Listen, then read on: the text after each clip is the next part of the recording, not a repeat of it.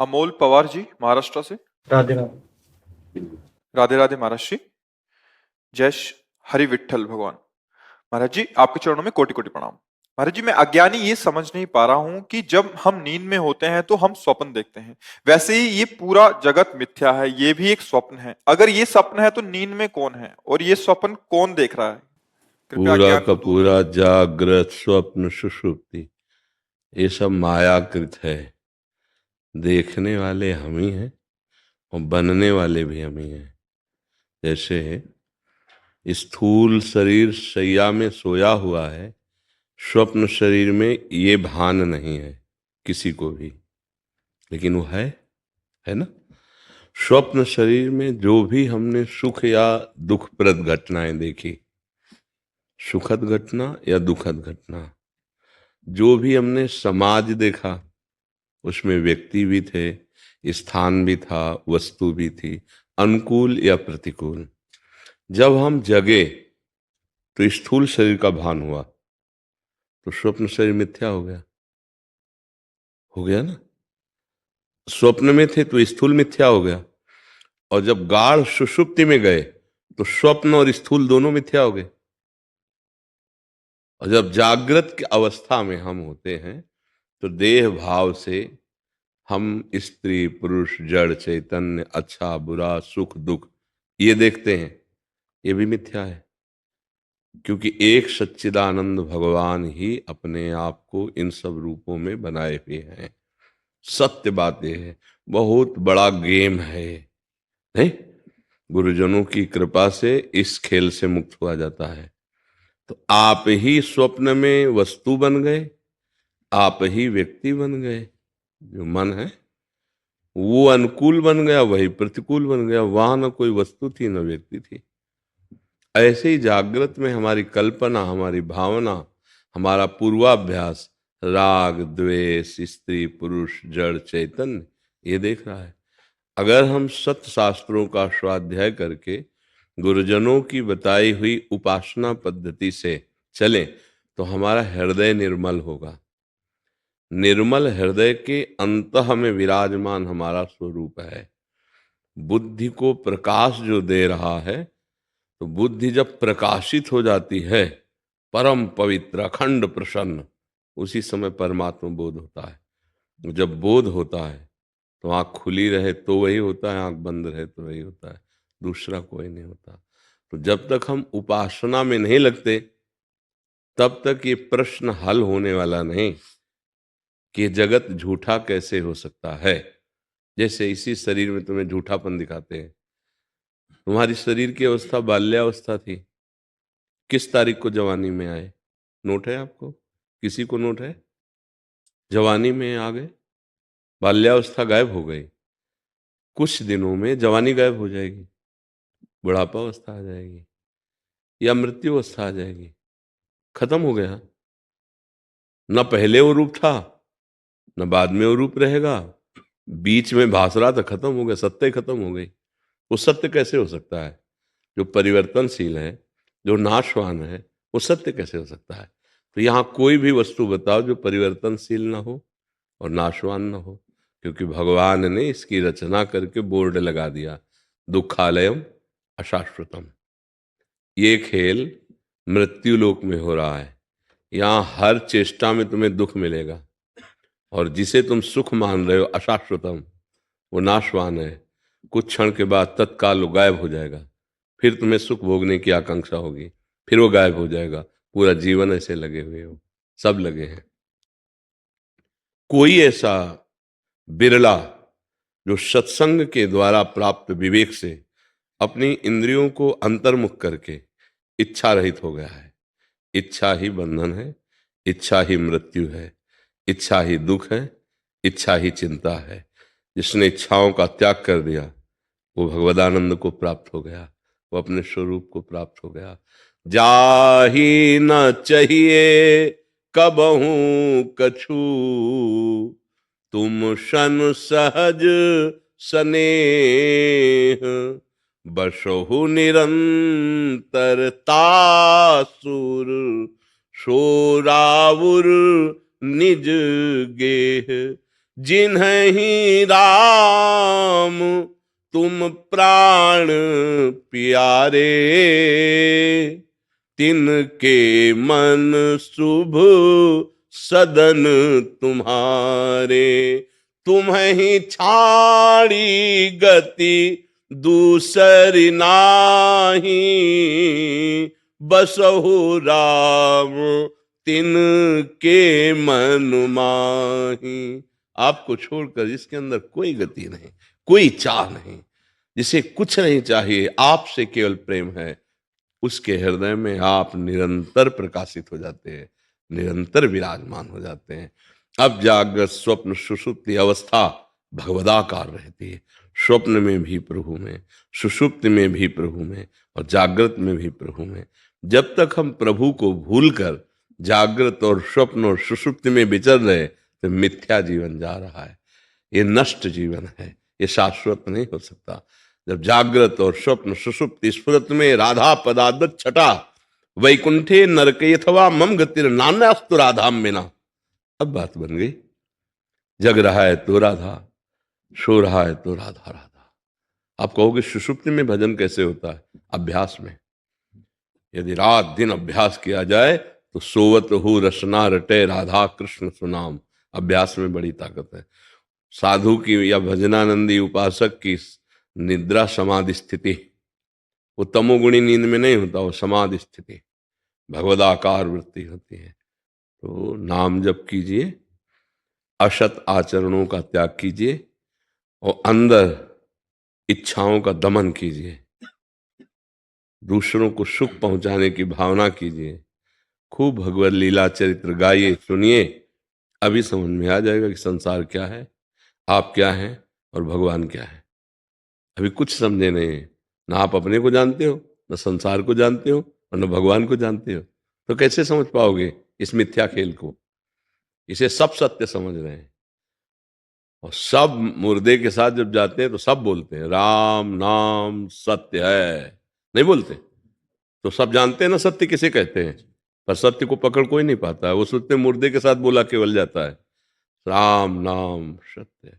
अगर नाम जप कर लिया तो सत्य में स्थित हो गए, नाम जप नहीं तो लड़का बच्चा परिवार ये सब माया का खेल है।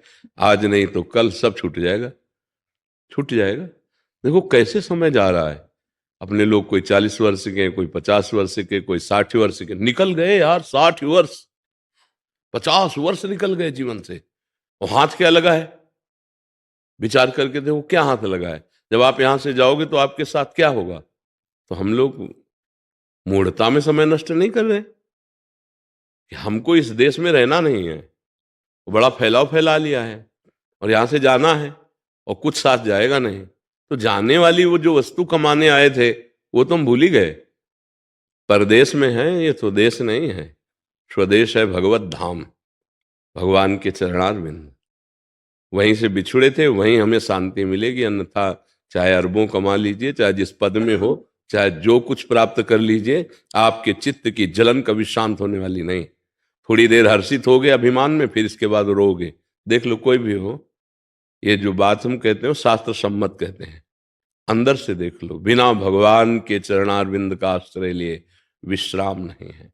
एक सज्जन आए थे, वो बड़े पदाधिकारी भी थे, उनका बहुत सम्मान है संसार में, खूब पैसा है, परिवार भी सब अनुकूल है, पर हर समय एक बात से जलता रहता हूं कि मरना पड़ेगा। अब ये मरने का भय कैसे जाए, क्योंकि सब छूटेगा जो हमारा सब प्यारा है। वो यही भय से निर्भय होने के लिए तो अध्यात्म है। अध्यात्म को स्वीकार नहीं किया, आधुनिकता को स्वीकार किया। अब जाने का नंबर आ रहा है, बार बार टेलीफोन होता रहता है हृदय में कि जाना है। अब हृदय में जो बात आती जाना है, तो तैयारी तो कुछ है नहीं। कहाँ जाना है कोई परिचय नहीं, क्या ले जाना है कुछ है ही नहीं तुम्हारे पास। जो सब हैं वो सब छूट जाने वाले हैं, तो डरोगे नहीं और क्या होगा। जब यहाँ से जाओगे तब तुम्हें समझ में आएगा कि हमारा जीवन मिथ्या गया, मन पचितई है अवसर बीते। दुनिया में लाखों का मेला जुड़ा, हंसा जब जब उड़ा तो अकेला उड़ा। तो झूठा खेल था ना, अकेले गए ना, कोई साथी तो नहीं, कोई पैसा नहीं, कोई पद नहीं, कोई वाहवाही नहीं तुम्हारे साथ गई, सब यहीं। और यहाँ कोई किसी को प्यार नहीं करता।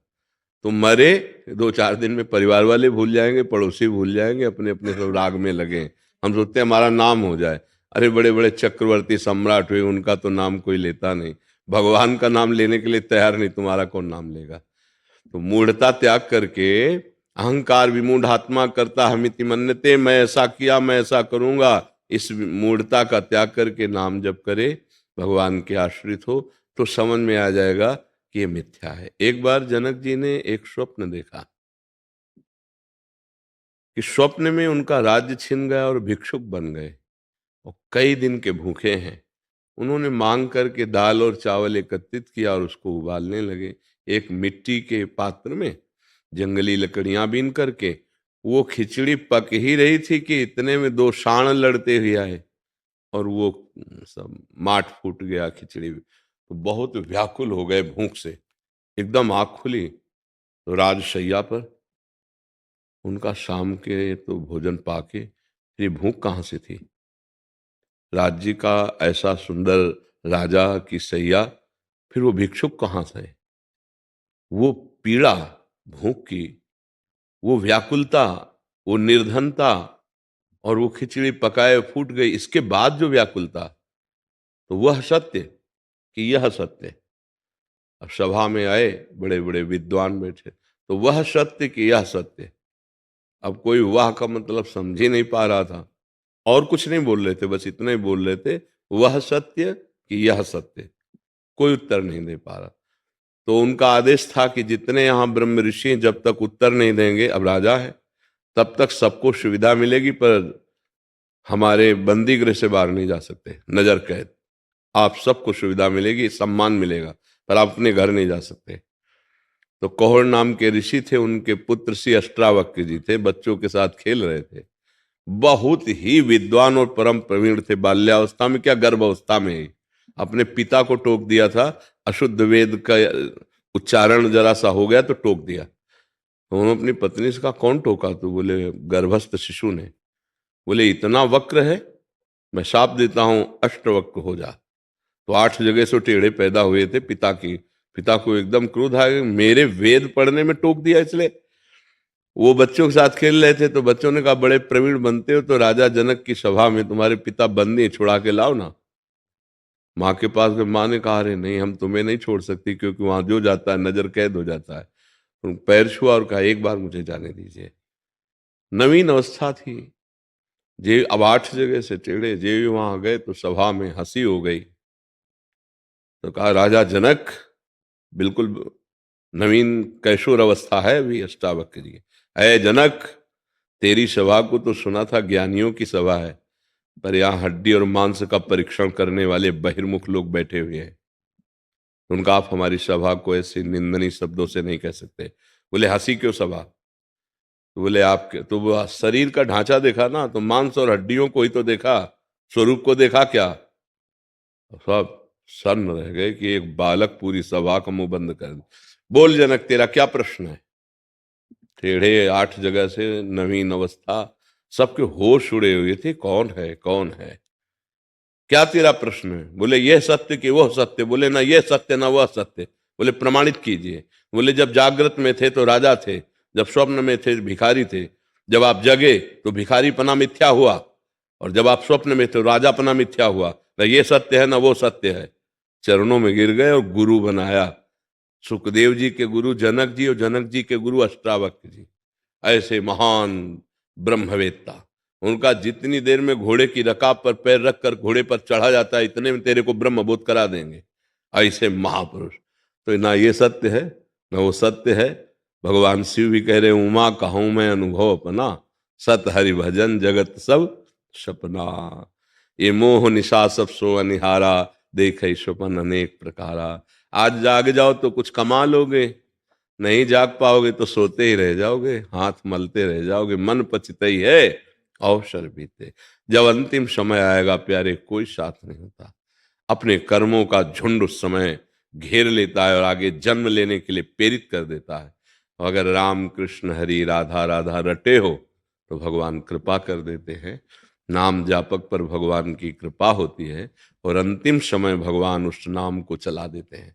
जब वो मूर्छित होता है उस अवस्था में स्वयं भगवान नाम बनकर चलने लगते हैं, राधा राधा, और वो परम पद को प्राप्त हो जाता है। इसीलिए सबसे कहते हैं, मन लगे ना लगे, भाव बने ना बने, जीवन जीने के लिए, लोक परलोक की उन्नति के लिए हमारी जिह्वा राधा राधा राधा ऐसा रटती रहे।